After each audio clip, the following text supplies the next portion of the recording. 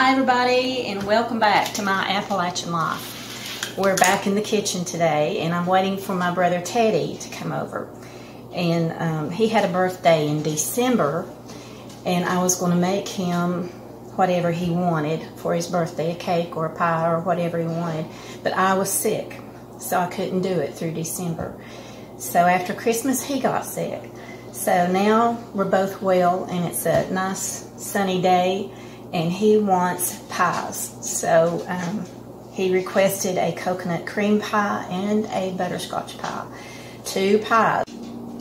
Okay, I've decided to go ahead and get started. He should be here in the next 10 minutes, but he has to pick his grandson up from school, so I wanted to make sure we had plenty of time to get the pies made and the meringue baked for him to take them home with him in time for him to pick up the grandson. So I've got 2 pots here. This one is going to be the butterscotch pie. And what I've got in here is 3/4 cup of brown sugar for butterscotch. I've got 3 tablespoons of cornstarch and 1/4 teaspoon of salt. And this one is going to be the coconut cream pie. And in it, I have 3/4 cup of white sugar, 3 tablespoons of cornstarch, and 1/4 teaspoon of salt. Now, I'm going to add in the milk. For the butterscotch, I'm going to use 2 cups of whole milk. For the coconut cream, and this is my secret to my coconut cream pies, I don't use milk, I use coconut milk. So, I have this can of coconut milk.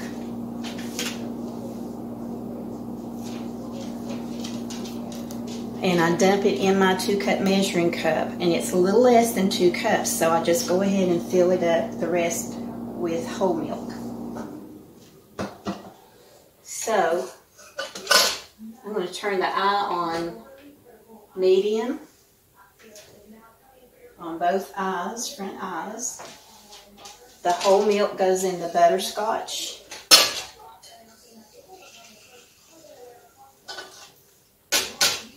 And the coconut milk.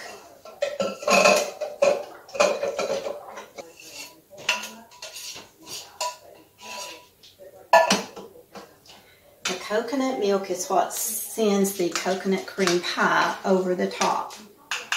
And as you can see, it's not quite the 2 cups, so I'm going to put whole milk in there to finish the 2 cups.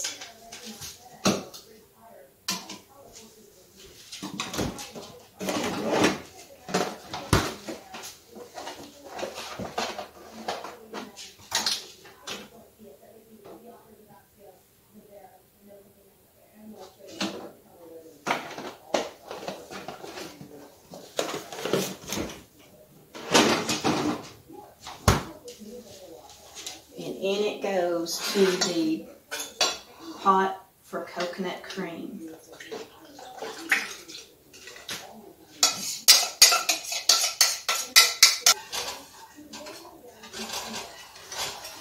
I'm stirring 2 pots at one time, and this takes talent. Okay, Teddy's not here yet, but we're still stirring these 2 pots, waiting for them to get bubbly. And I recruited Joe to help me stir this one until Teddy does get here. So he's just pulled up, so he'll be in just a few minutes. And the reason you stir it constantly is you don't want the milk to stick to the bottom and scorch. So it's important that you stir constantly over medium heat. When it comes to a bubble, we'll keep stirring for 2 minutes. Well, they're both here, and I put them to work. And now they're discussing the coils on the heating elements, the purpose of them, I guess. So Teddy's got the coconut cream he's stirring. Hello.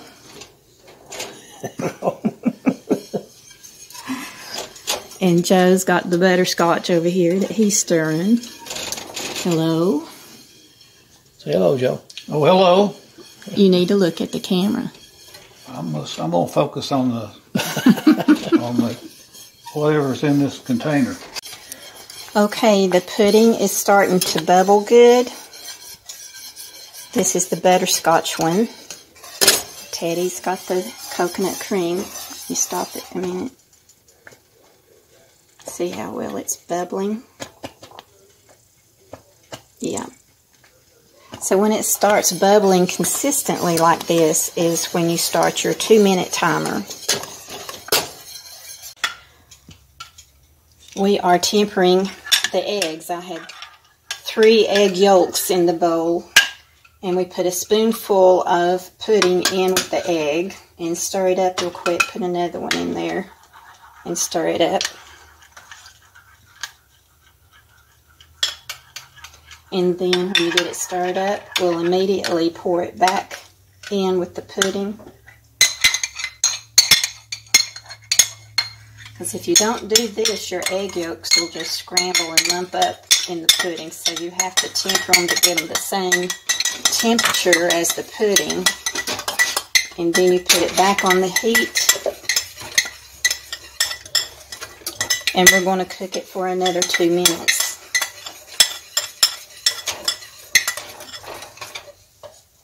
Put it back on your heat.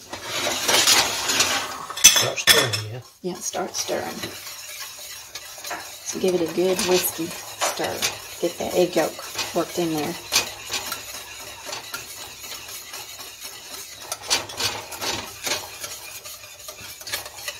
And set that timer.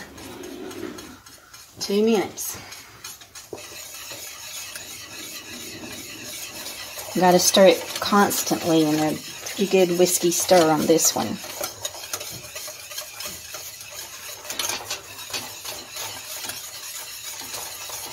And Mom always made you boys something for your birthday, didn't she? Yeah. Bob always wanted a German chocolate cake. Yep.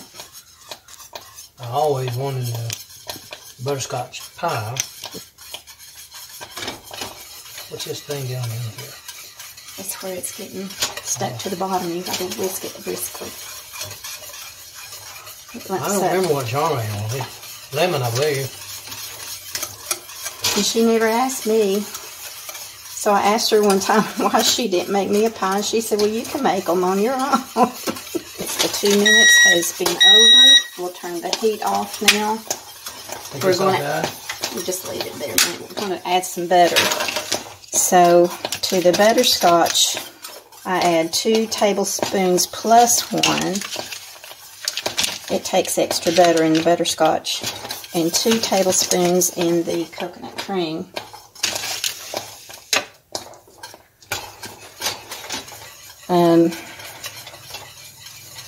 Add the butter and the vanilla. So we need a teaspoon of vanilla in each one.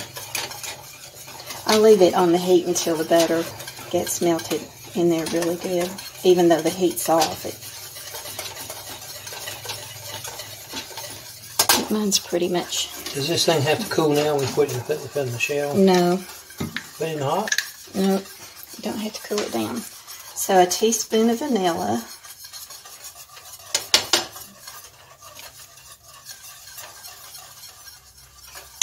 In each one.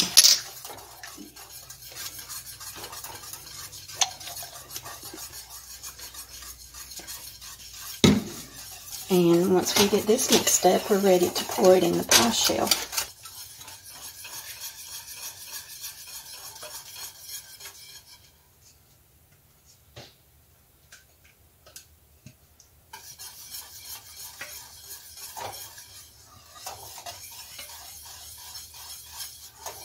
Any help? Any hope? Help. Oh, help. I think we got it.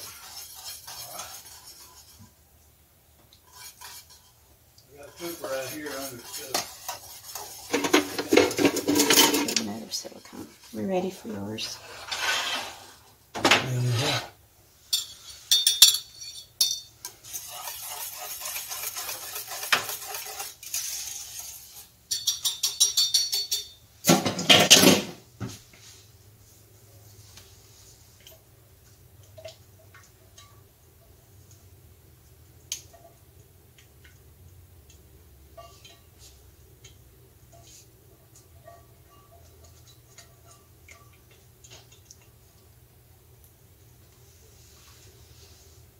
It's going to be good, Teddy.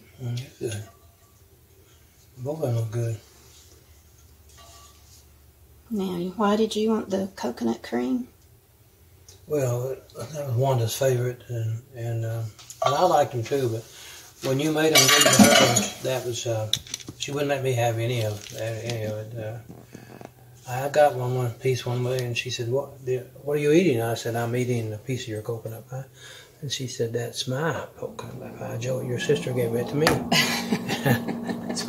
Well, I forgot to put the coconut in with the coconut cream pie, so I'm going to do that now. Even though it's in the pie shell, I'm going to just try to blend it in a little bit. That's the thing about cooking. Sometimes you forget to do things and you just have to improvise.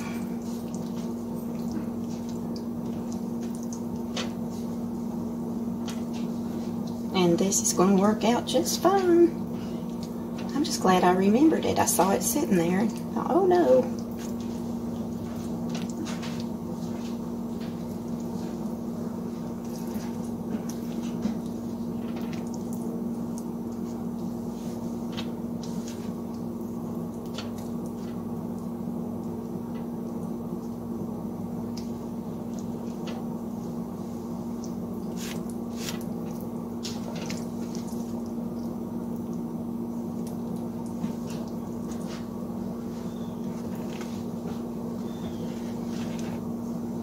Okay, I think that looks good.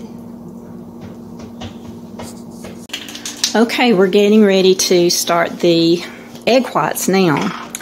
And I have 6 egg whites at room temperature in the bowl. And Teddy is going to add a half a teaspoon of cream of tartar.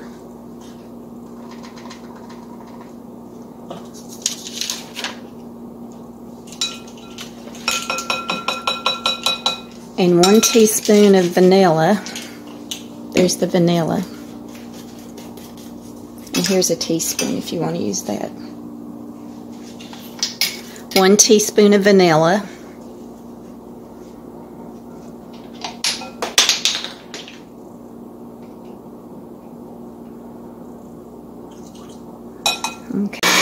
Okay, the meringue has formed soft peaks now, so we're going to add 6 tablespoons of sugar per 3 egg whites. So since we have 6 egg whites in here, we're going to double the sugar, so that would be 12 tablespoons.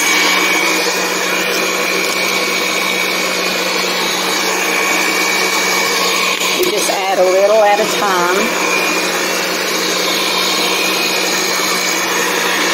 And we'll keep adding the sugar. We got the meringue ready to put on the pies now. So we're just going to divide this up between the 2 pies. And I turned the oven on to 500 degrees. And once it's preheated, I'm going to turn the oven off. And then just set the pies in and let them brown on top and kind of settle. And when you spread the meringue on the pies, you want to make sure you go around and seal the edges good.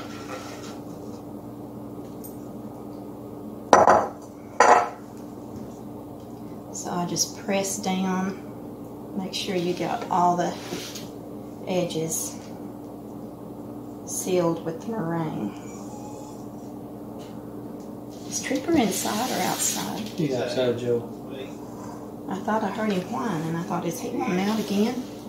Probably wanting in again.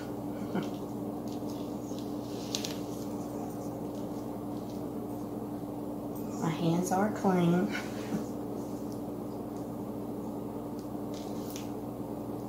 So I just go around and make sure all those edges are sealed good, because if you don't get them sealed, they weep.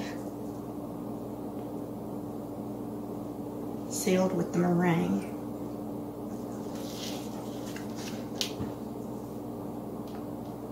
You didn't know you was going to have to help make your pies, did you? Well, I thought that's the reason only come out on the bottom, so I could help and observe. Yeah. So if I have to make this by myself one of these days, I can probably do it. That's right. course, with that cake, that took me 5.5 hours to make. I don't know if I'm ever going to. Was that the cake you brought me some the other day? It took you that long to make that? Started at 9:30 and put it in the oven at 120. Well, I had to go to the store twice. Oh. Get stuff I didn't have. Okay, I think I got the edges covered good with meringue. So then to make it pretty, you just, let me put the rest of that on there. You just take your spatula. Make that peaks on it, right? Mm-hmm. Makes the peaks on top of the pie.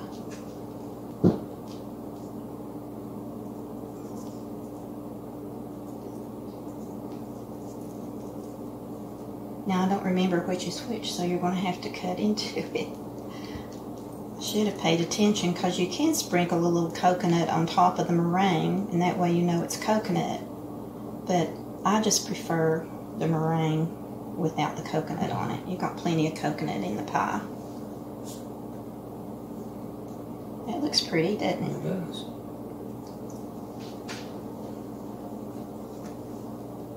You can eat the rest of that meringue. So as soon as the oven gets preheated and that light goes out, I'm going to stick them in there. I'm asking Teddy about my grandparents. They had an old general store or a food store, just old country store up in the hills of Virginia. And Teddy was just little at the time, but he remembers some about it. I've got a picture of them standing on the porch of the store.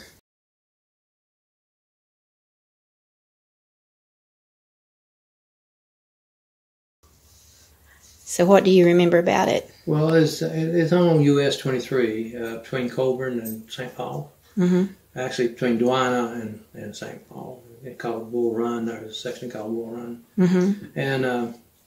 And people can identify it with the two big railroad trestles, metal trestles up about 200 feet high, stuff like that. Is that where Dixie and Ollie's log house? I've got a copy of the picture on the web page.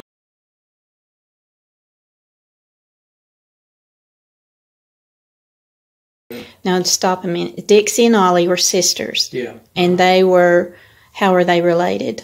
They were your mother's or my mother's cousins. On Granny's side or Poppy's side? That'd be Mom's side. Okay. No, that'd be Pop's side. Poppy's side, that's what I thought. Okay, so they were Mom's cousin. They would have been our second cousins then. Mm-hmm. Okay. And they had a brother, lived right over beside them too, another old house. Mm-hmm. Anyway, Mom and Pop had a store down there, about 100 yards farther on down the road there from them. And one time, they actually had it run it 2 times, but one time I remember I was real little. They had a set of little, you could rent them. People could rent them. You know, it's a little, just one room building, but they was all tied together, about 6 or 8 of them. But in the middle had a big shower room. And the coal miners would come there in the afternoons and take their showers. Mm-hmm. And they paid Mom and Pop for so much a week to take showers and stuff there. So what were you saying you could rent? Huh? What were you saying you could rent? It's like rooms. Oh, you could rent a room? Yeah. Oh. They had about 6. To stay in? To live in? Or? Oh, okay. But what they had in there was just some canned goods. I can't remember any vegetables or anything like that. Mostly canned goods. Candy or something. Candy, cakes. Flour, sugar. Staples, Yeah, just the general staples. And eggs, But and Mom and them lived in the back part of it. Had a kitchen and 2 bedrooms and all that back of it. Mm-hmm. And then they moved back up in the holler. Mm-hmm. Above where Dixie and Ollie and them. Behind the railroad trestle. Yeah, behind the railroad trestle. Go up the holler there. Yeah, and it had a 1-story, but a huge house. It had about 4 or 5 bedrooms in it. Didn't have any closets, of course. They didn't build closets back then, but it had wardrobes and stuff like that. Mm-hmm. Had a basement. That's where we played in the wintertime. Mm-hmm. did some. I was talking to the genealogy people there, and he said I can take you down there and show you deeds and all that stuff. You know, he said who are we talking about now? And I told him, I said I'm looking for Buchanan, Barney Buchanan. He should have a deed here, and this lands over, in Bull Run. And we got down there and looking, and he said, Lord have mercy. He said, I know them boys. He said, there's 4 or 5 of them brothers. I said, yeah, there's 5 of them. Look. He said, they were a rough bunch. He said wherever they went, they had a knife and a gun on them. And he said, if you got into a tiff with them, one of them, you had to fight them off. So he said, pretty much, people just left them alone. So I told my grandmother about that, and she said, well, I guess the boys were pretty rough back in the days, but he said that they're all good boys, good people now. Now, Poppy had a brother named Abe. Ab. Albert was his name. Oh, Albert. Okay. And Mom was telling me that he was the sheriff in West Virginia. Is it War, West Virginia? I think so, yeah. I can't remember some of the stories she told me about him while he was sheriff. But well, we became sheriff was that there was the sheriff there at the present time was a bully, and he just had his way with whatever he wanted to do, and Ab was in a bar or something, and they come in. And he was going to arrest him, and Ab said, no, you're not going to arrest me. And so they actually got into a fight. Ab whipped him and took his badge off of him and the gun off of him, and he was a sheriff. And the people accepted it like that. And I said, I couldn't fathom that today. Yeah. But he stayed sheriff for several years up there like that. Wow.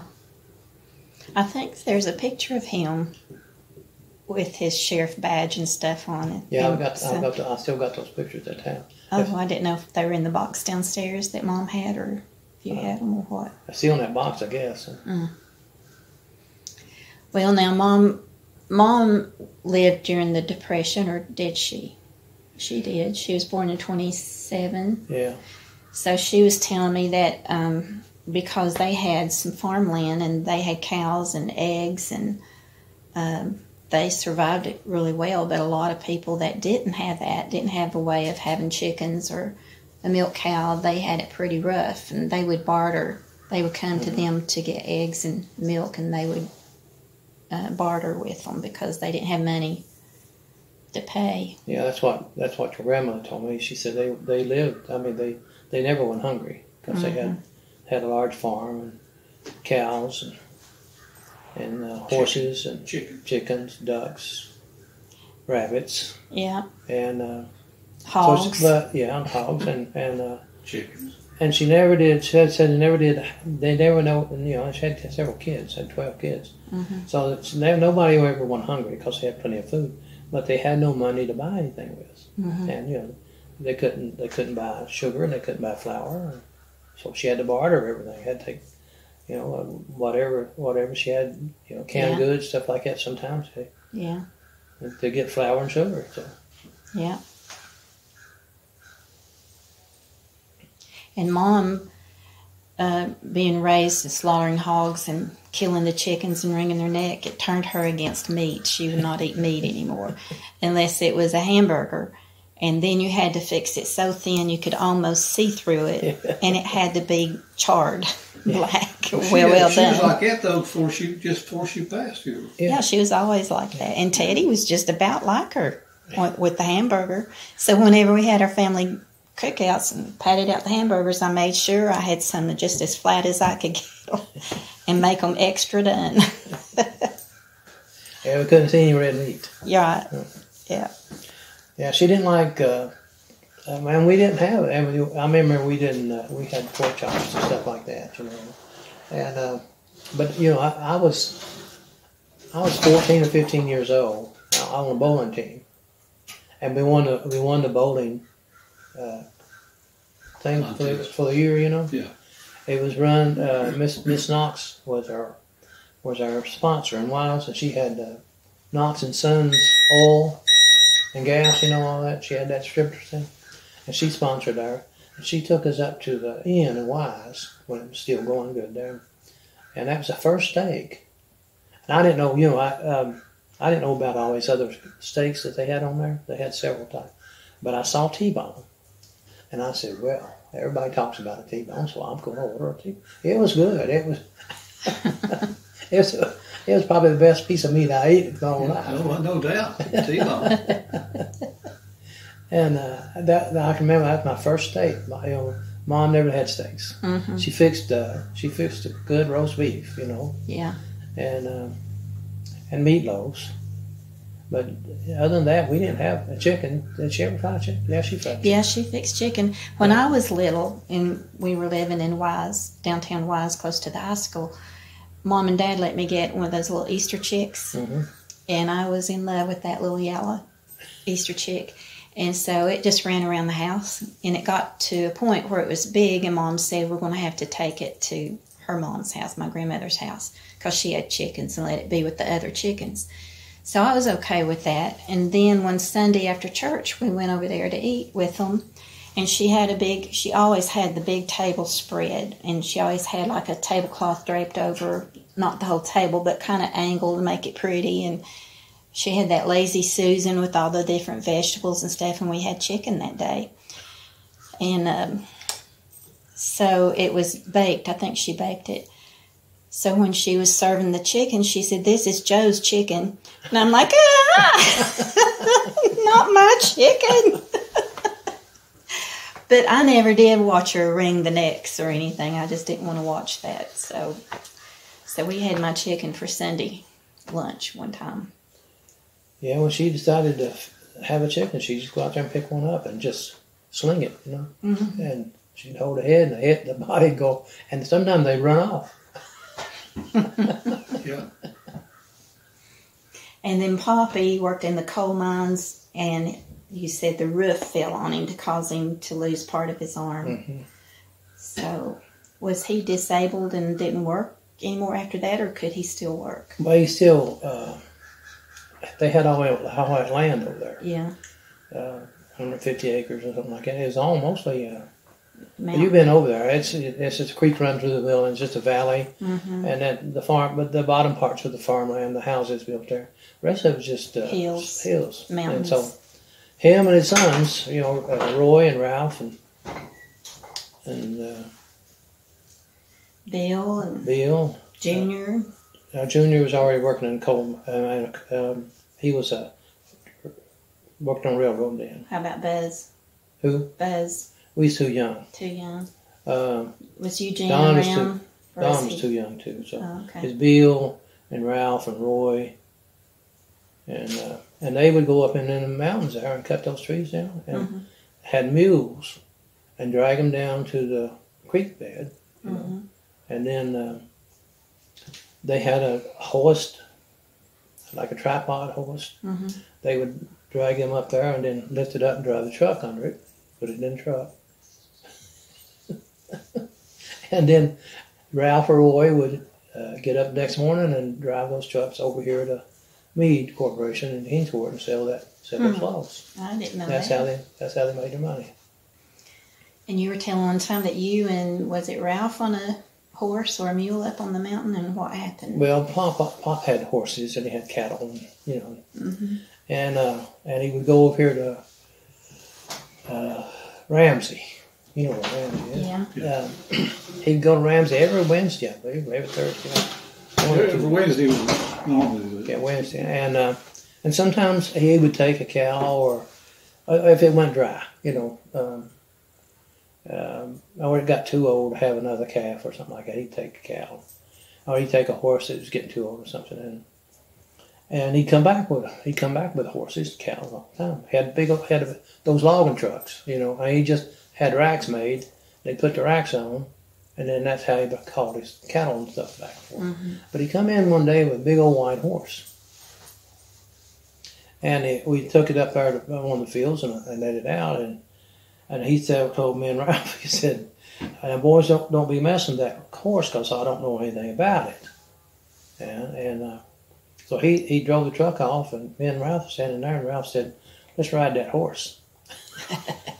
And you got to understand that Ralph is probably 13 or 14 years old, and I'm 4 or 5 years old. Oh, no.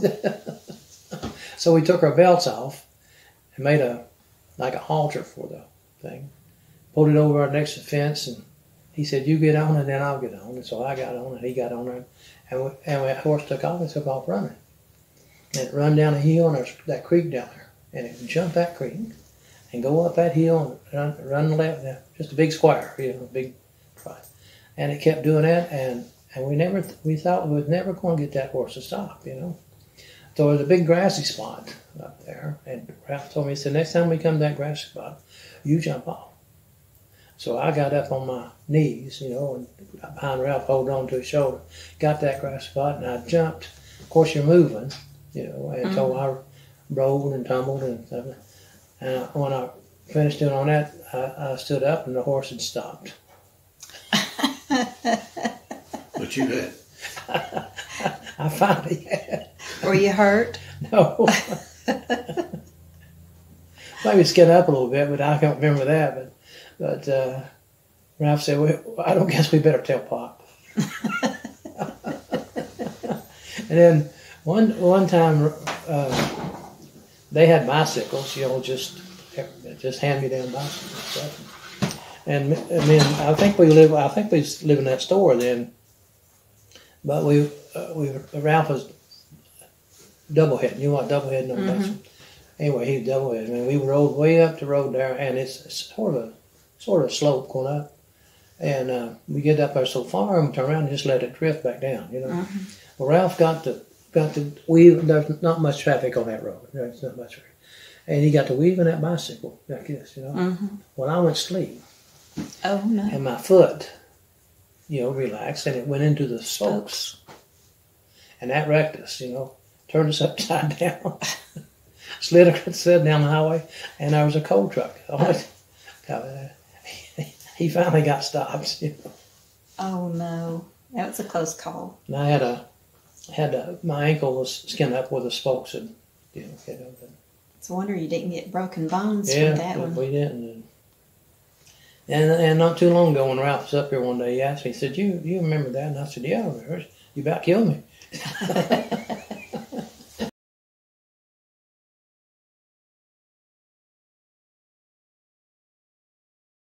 Well, the pies are out, and here's what they look like. They're nice and browned, and the reason I do them like I do in the oven is to preheat the oven, turn it off, and put the pies in there, is because the meringue will set up really good and get a little firm, as well as brown on top. But if you just put them in on a 350-degree oven just to brown the top, then the inside is so soft and it will tend to run some. But this method I like a lot better. So we'll let those cool, and we'll get them packaged up and let you take them home. Happy belated birthday. Well, you and Joan need to catch up, keep a couple pieces out. No, we don't.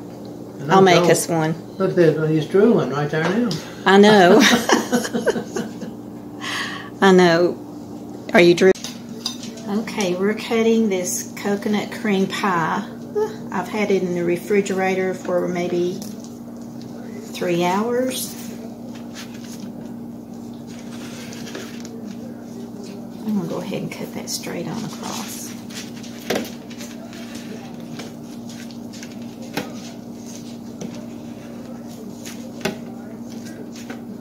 I'm not cutting it too even, am I? But it'll taste the same.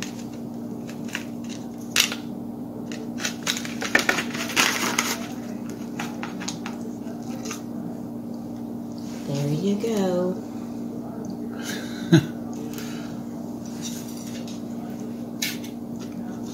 One piece for you and one piece for me.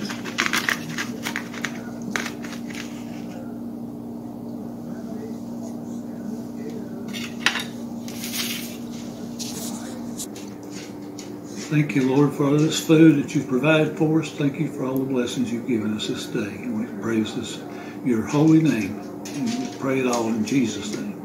Amen. Amen. You going to eat the pie? Oh, okay.